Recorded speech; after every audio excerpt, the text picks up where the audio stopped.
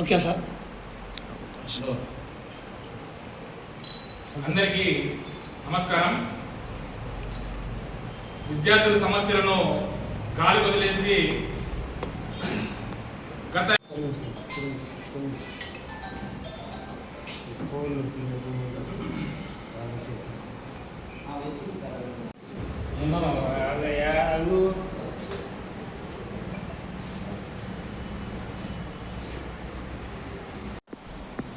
రాష్ట్రంలో టీడీపీ యొక్క పార్టీ నేతలనే టార్గెట్గా పెట్టుకొని ఇటువంటి వాటికి పాల్పడుతున్నానంటే ఇంకా సామాన్యుల స్కూల్స్ కానీ ప్రైవేట్ విద్యా సంస్థలు కానీ సామాన్యుల కాలేజీలు కానీ ఎవరు చెప్పుకోవాలి వాళ్ళ గోడు.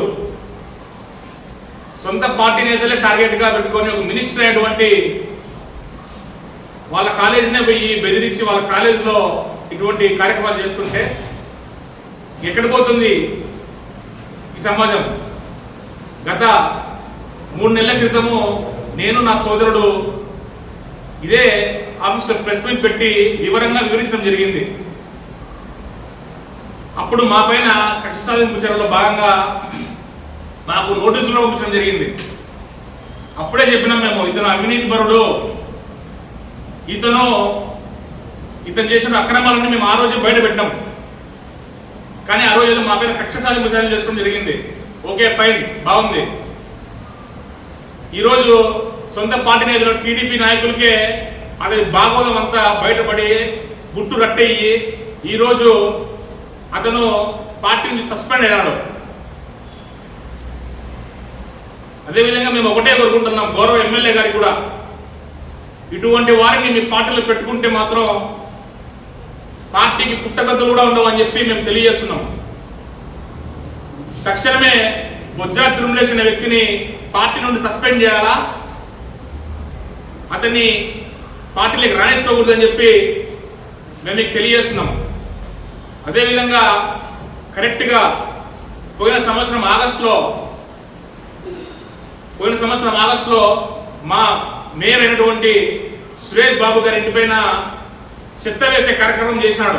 కరెక్ట్గా సంవత్సరం రోజులు అయింది. రోజువారీ కూలీలు ఇచ్చి మా మేయర్ ఇంటికాడికి తీసుకుపోయి మేయర్ ఇంటి బయట కూర్చోబెట్టి దుర్భాషలాడుతూ వాళ్ళ ఇంట్లో చెత్త వేయడం జరిగింది. పైన దేవుడు అంటాడు చూస్తున్నాడు కాబట్టి ఖచ్చితంగా నీకు బుద్ధి చెప్పినాడు. అదేవిధంగా మా మాజీ ఉప ముఖ్యమంత్రి అయినటువంటి అంజద్ బాషా గారి ఇంటిపైకి అతనికి సంబంధమే లేదు, అసలు సంబంధం లేని విషయంతో ఒక లేడీస్ని పంపించి, ఒక 10 మంది లేడీస్ని పంపించి ఫ్లెకార్డ్స్ తీసుకుపోయి వాళ్ళ ఇంటి ముందు నిరసన కార్యక్రమం చేయడం జరిగింది. అసలు అతను మా ఉప ముఖ్యమంత్రికి సంబంధమే లేదు ఆ విషయం. దాన్ని తీసుకుపోయి బొజ్జా తిరుమలేష్ అనే వ్యక్తి బ్యాక్ ఉండి చేసినాడు. దేవుడు చూసినాడు, అది కూడా చూసినాడు. రీసెంట్గా 2 months బ్యాక్ సాక్షి ఆఫీస్ పైన గేట్లు ఎక్కి ఒక రౌడీ, వీధి రౌడీ లాగా సాక్షి ఆఫీస్ గేట్ పగలగొట్టి గేట్ ఎక్కి దూకి చేసినాడు. ఇవన్నీ మర్చిపోము బొజ్జా తిరుమలేష్, అన్ని గుర్తుపెట్టుకుంటాము. 3 ఏళ్ళు మాకు టైం వస్తుంది. ఖచ్చితంగా నువ్వు ఏమేమి అక్రమాలు చేసినావో, ఏమేమి చేసినావో అన్ని ఖచ్చితంగా బయట పెడతాము. ప్రతి ఒక్క దానికి నీకు సమాధానం చెప్తాము. 3 ఏళ్ళు ఓపిక పట్టు, ఖచ్చితంగా మా ప్రభుత్వం వస్తుంది. దీనికి అన్నిటికీ కారణమైనటువంటి నిన్ను ఎక్కడున్నా వదిలేది లేదు. ఖచ్చితంగా నీకు శిక్ష పడేంత వరకు మేము ఫైట్ చేస్తామని చెప్పి తెలియజేస్తున్నాం. అదేవిధంగా రాష్ట్రంలో ఎన్నో అత్యాచారాలు జరుగుతున్నాయి. మన కడప జిల్లాలోనే నిన్న ఒక విద్యార్థిని గండికోట్లో పరువు హత్య జరిగింది. కనీసం దానిపై స్పందించినావా? స్పందించలే. అసలు నువ్వు ఉన్నావా? నువ్వు రాజీనామా చేసినావా? ఉంటే స్పందించు.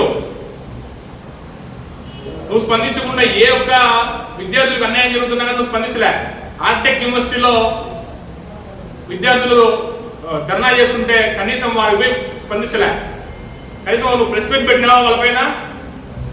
కనీసం స్పందించినావా? నువ్వు స్పందించలే. తక్షణమే మేము తీసుకుపోయి జగన్ సార్ గారికి తీసుకుపోయి వాళ్ళకి తగిన న్యాయం చేసినాం.